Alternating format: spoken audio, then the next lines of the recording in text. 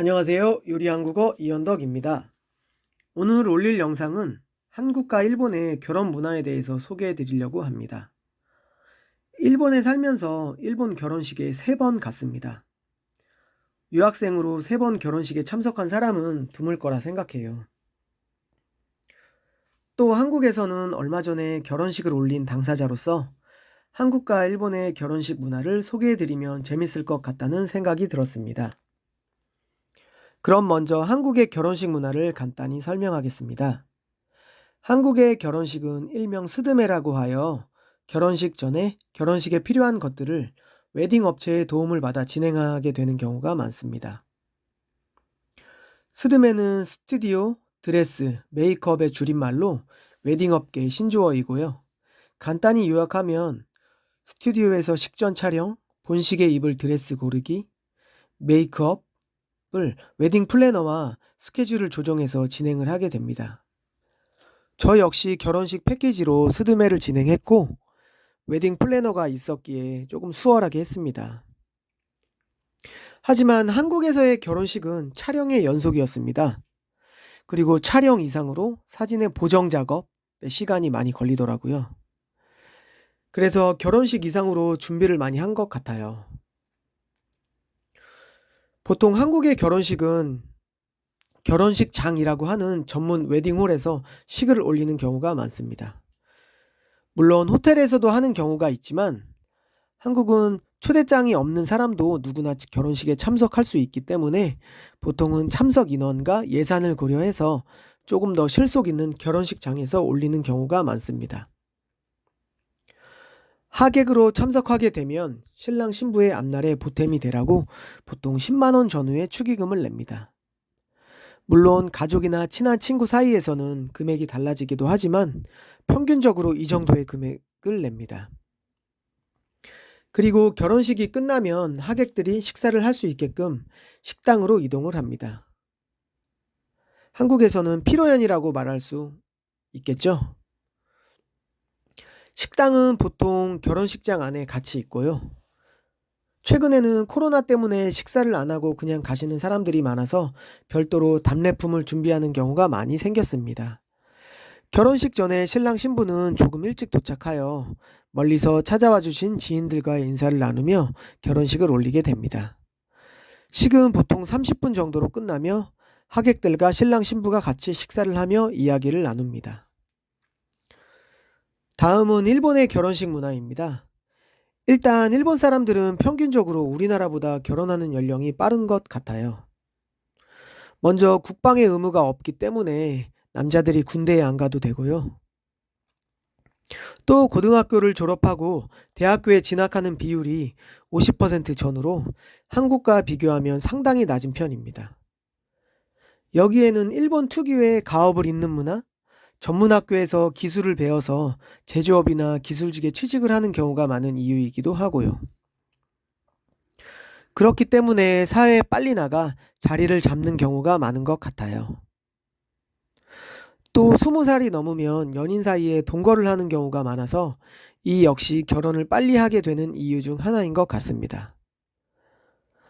일본의 결혼식은 보통 교회나 신사에서 하는 경우가 많고 피로연은 호텔에서 따로 하는 게 일반적입니다. 크리스찬 인구가 일본 인구의 1%가 안 된다고 하는데 결혼식을 교회에서 하는 것도 참 색다르죠. 일본은 교회가 많이 없기 때문에 보통 호텔 안에 식을 올릴 수 있게끔 작게 교회를 만들어 놓은 경우가 많고 거기에 소속된 목사님이 주례를 하는 경우가 많습니다. 간혹 일본의 유명 관광지나 신사에 가면 전통 혼례를 촬영하는 경우가 많은데 이것은 우리나라 스드메에 해당하는 일본의 야외 촬영이 대부분입니다. 일본 역시 한국과 비슷하게 식전 촬영, 식후 촬영 등등 사진 촬영이 꽤 많더라고요.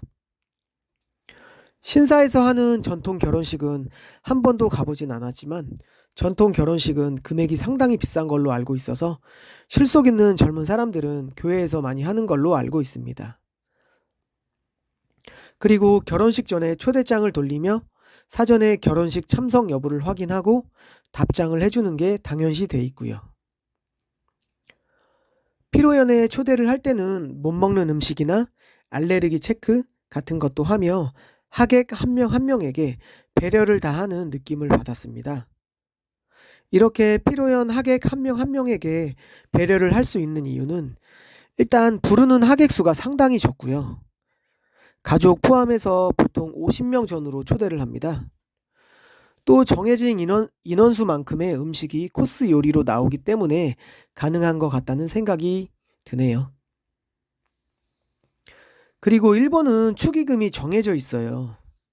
친구 같은 경우는 30만 원에서 50만 원, 가족 또는 친인척 같은 경우는 50에서 100만 원, 직장 상사는 50만 원, 이렇게 어느 정도 금액이 정해져 있어서 초대장을 받는 사람도 주는 사람도 서로 부담을 가질 수밖에 없는 것 같아요.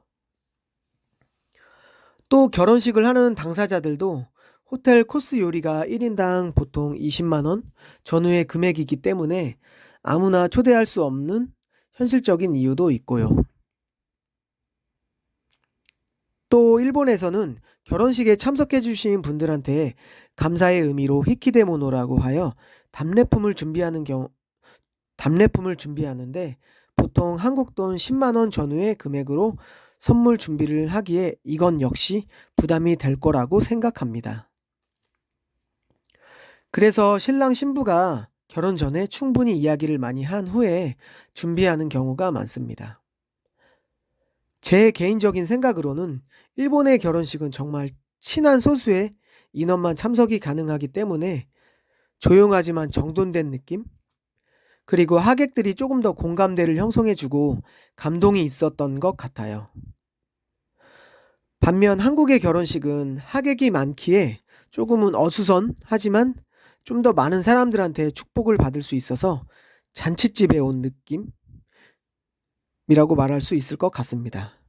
그리고 그동안 연락이 뜸했던 지인들하고의 만남의 장소가 되기도 하는 것 같아서 그런 장점이 있는 것 같습니다. 이상 여기까지가 일본에서 살면서 경험한 일본의 결혼식 문화와 한국의 결혼식 문화였습니다. 영상이 마음에 드셨다면 구독과 좋아요 눌러주세요. 감사합니다.